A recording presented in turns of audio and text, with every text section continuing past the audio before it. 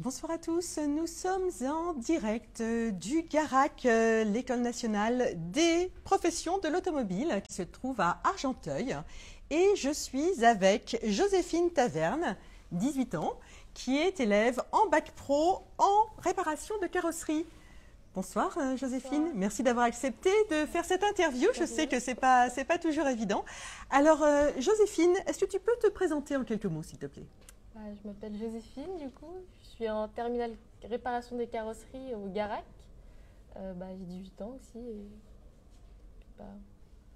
puis, je suis en alternance aussi. D'accord. Et dis-moi, alors tu fais de la carrosserie, de la réparation. Depuis quand sais-tu que tu as envie de faire ça?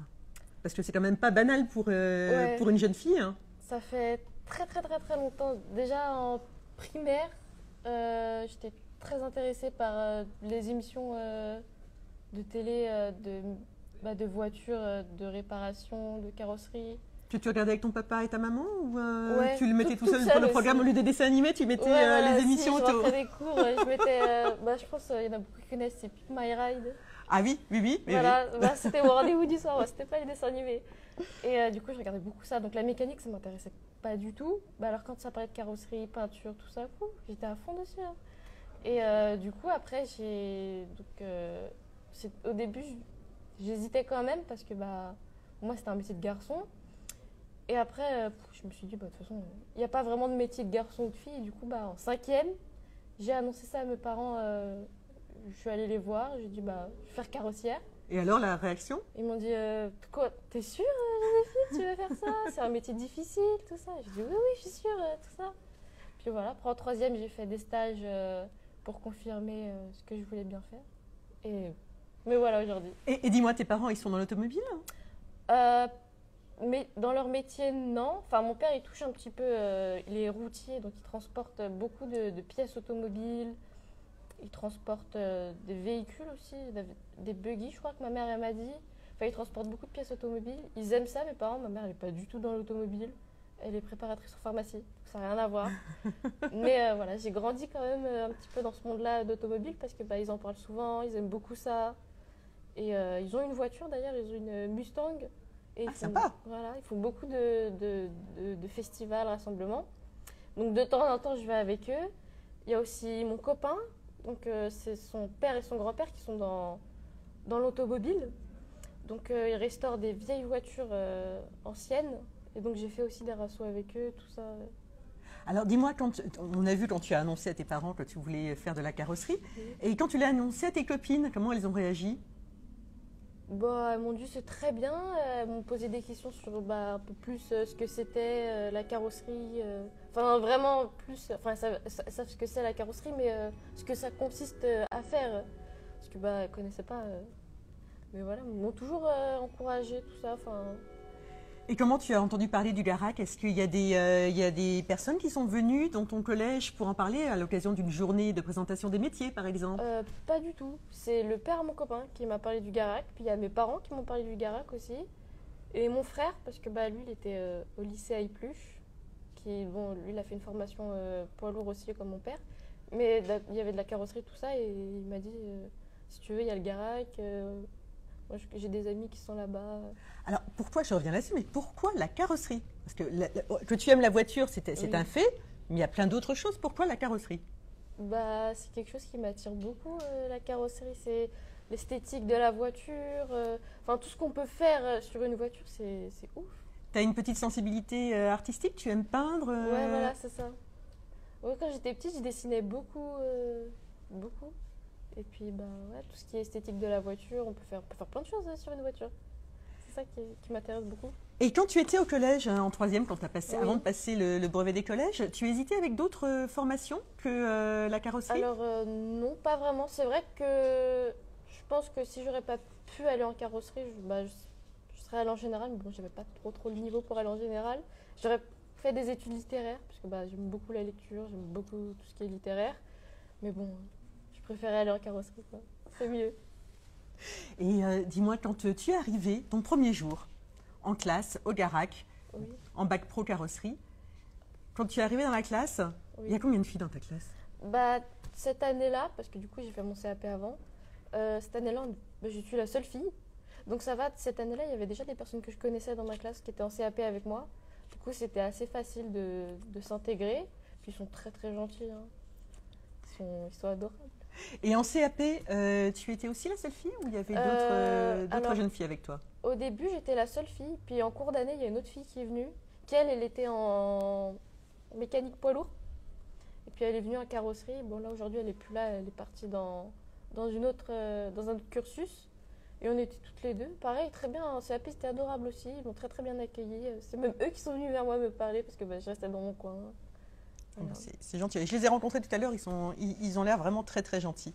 Alors pourquoi tu fais donc ton bac pro en alternance? Pourquoi le choix de l'alternance? J'ai fait le choix de l'alternance parce que tout simplement, j'aime pas les cours. Voilà. C'est clair. C'est clair. Et parce que ouais, voilà, j'en avais marre de rester assise sur une chaise toute la journée. Ça me plaisait pas, j'avais envie de bouger. Et puis moi, on m'a toujours dit que d'apprendre le métier tout de suite comme on dit, sur le tas, c'est beaucoup plus intéressant que de l'apprendre une journée dans la semaine en atelier, quoi. Alors, donc tu es contente de ton choix? Voilà. Heureuse. Voilà, c'est ça. Je regrette rien du tout. Alors dis-moi, comment se déroule ta journée? Parce qu'en fait, tout le monde, ceux qui nous regardent, ne savent pas forcément comment ça se passe quand on est en bac pro, en mécanique ou en carrosserie, enfin peu importe, dans l'automobile. Est-ce que tu as les cours le matin et la pratique l'après-midi en atelier? Est-ce que, comme tu es en alternance, c'est une semaine à l'école, une semaine en entreprise? Comment ça se passe? Alors en bac, c'est une semaine sur deux. Donc j'ai une semaine de cours, une semaine de travail au garage. Et dans la semaine, j'ai une journée d'atelier quand je suis en cours. Et sinon, après, c'est que du cours général ou des cours, des matières professionnelles. D'accord. Et est-ce que tu peux me dire les matières que tu préfères? Le français, du coup. D'accord. Ok. Normal. Tu aimes la lecture? Oui, l'histoire aussi. J'aime beaucoup l'histoire. Oui. Ça, c'est grâce à mon papa. Et j'aime bien aussi, c'est l'AFS. Donc, c'est le dessin industriel, la mécanique appliquée. Et c'est vraiment très intéressant comme matière. Je ne connaissais pas, du coup j'ai découvert ça parce qu'il y a une matière professionnelle et j'ai découvert ça. Donc en CAP, moi, c'est pas très très intéressant, mais là on a commencé, on va dire, des sujets plus sérieux et c'est beaucoup plus intéressant à apprendre, quoi. Alors, est-ce qu'il y a des matières que tu n'aimes pas? Ça restera entre nous. Oui, les maths. Je déteste les maths. Ah, c'était la matière que je détestais aussi. Alors bon. Alors dis-moi, qu'est-ce qui est le plus difficile dans ta formation? Le plus difficile, pour toi? Pour moi, c'est tout ce qui est lourd déjà. Parce que, est-ce que tu as des choses, justement, parce que bon, tu es quand même, tu es toute menue, voilà. Donc, est-ce que tu es malgré tout une jeune fille, on n'a pas la même force, les femmes et les hommes. Qu'est-ce qui est difficile à porter? Tout ce qui est, par exemple, les portes, des fois, elles sont super lourdes. Les capots, les grands capots, ça, j'ai du mal aussi. Ou même des fois, ça m'arrive des pneus de certaines voitures, par exemple les Porsche. Des fois, c'est des pneus qui sont énormes, j'ai du mal à les porter. Enfin, tout plein de trucs comme ça lourds. Des fois, même, il y a des vis, des très grosses vis qui sont très très bien serrées. Donc, c'est surtout sur tout ce qui est l'intérieur de la voiture. C'est des vis qui sont très très bien serrées et j'ai un peu du mal des fois à les dévisser. Du coup, je demande à mon collègue. Alors, je vais juste montrer une photo. Et est-ce qu'il y a un projet qui t'a particulièrement enthousiasmé depuis que tu es au Garac?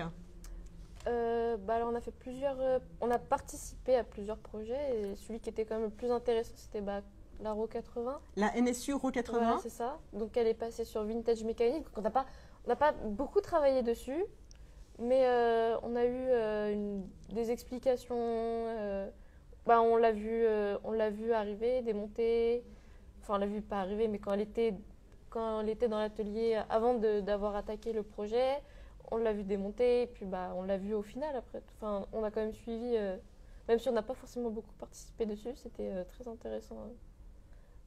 Et dis-moi, comment tu as trouvé ton employeur? Tu es en alternance, on le disait tout à l'heure.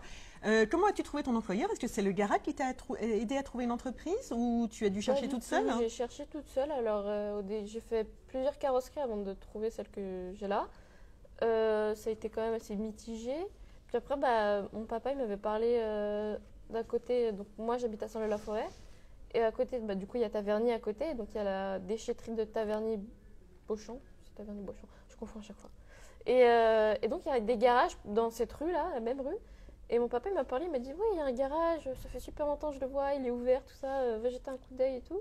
Donc, je suis allée là-bas, j'ai vu mon patron, là, Tony, il s'appelle. Et du coup, on a parlé super longtemps, tout ça. Il m'a dit, oui, pas de souci, dépose ton CV.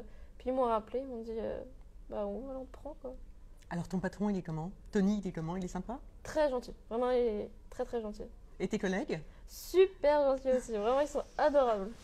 Donc, tu es heureuse en alternance, tu es heureuse dans ton entreprise. Voilà, c'est Et ça. tu restes dans la même entreprise jusqu'à ton bac? Oui, alors du coup, là, c'est ma dernière année. Donc en CAP, j'étais dans la même entreprise, donc j'avais un contrat de 2 ans pour le CAP.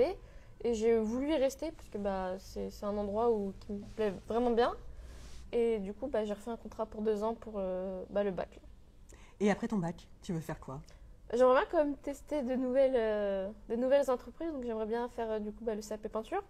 D'accord. Et j'aimerais bien aller dans une autre entreprise.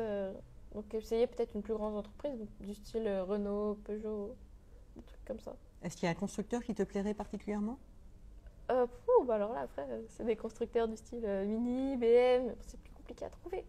Ah, c'est pas impossible. On Voilà, lance c'est ça. un appel à BMW. Donc, on a une jeune fille très, très motivée, Pour la Joséphine, peinture. pour la peinture. Donc, voilà. Donc, si Vincent Salimon écoute, Joséphine est partante pour venir faire un stage, travailler en alternance chez BMW. Dis-moi, tu bricoles le week-end sur des voitures? Alors, pas sur les voitures, non, en général, le week-end, je fais des rassemblements. Voilà.